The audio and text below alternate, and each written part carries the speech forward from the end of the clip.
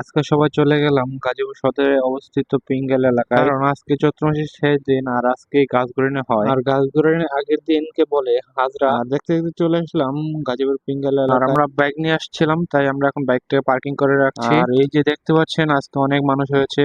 আর এই চড়ক পূজায় মহাদেবের পূজা করা হয়। আর দেখতে দেখতে এই যে চলে আসলো কালী নৃত্য। চৈত্র সংক্রান্তির যেই মাসটা, এই মাসে যে পূজাটা করা হয় মহাদেবের, এটা আসলে অনেক পুরনো। এটা হিন্দুদের আসলে একটা ঐতিহ্য। আর তারপর আমার চাচার মেয়ে একটু বায়না ধরেছে ঘোড়া উঠবে, সে ঘোড়ায় উঠলো। আর এদিকে অনেক গরম পড়ে, আমরা সবাই মিলে আইসক্রিম খাচ্ছিলাম। আর এই যে দেখতে পাচ্ছেন যে গাছটা, এই গাছের মাধ্যমে মূলত ঘোরানো মানুষের পিঠে বড়শি দুইটা গেঁথে দেওয়া হয়। আর এই সুতাগুলো দেখতে পাচ্ছেন, এই সুতার মাধ্যমে বেঁধে তারপর ঘোরানো হয়। আর তারপরে আমরা দেখতে পেলাম যে এই পূজার যে ধ্বনিগুলো দেওয়া হচ্ছে সবাই মিলে।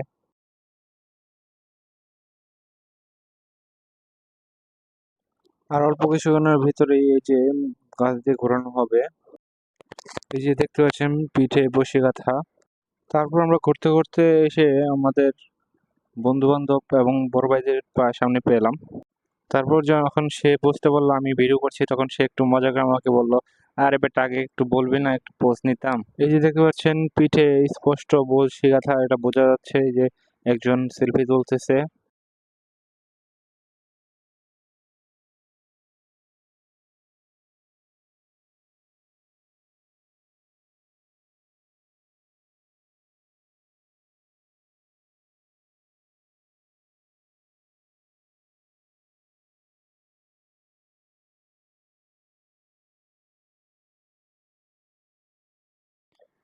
এই যে এইভাবে 7টা ঘোরান দেওয়া হয় একে একে।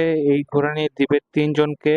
এটা হচ্ছে প্রথম ঘোরানো, দেখছেন কতটা জোরে জোরে ঘোরাচ্ছে।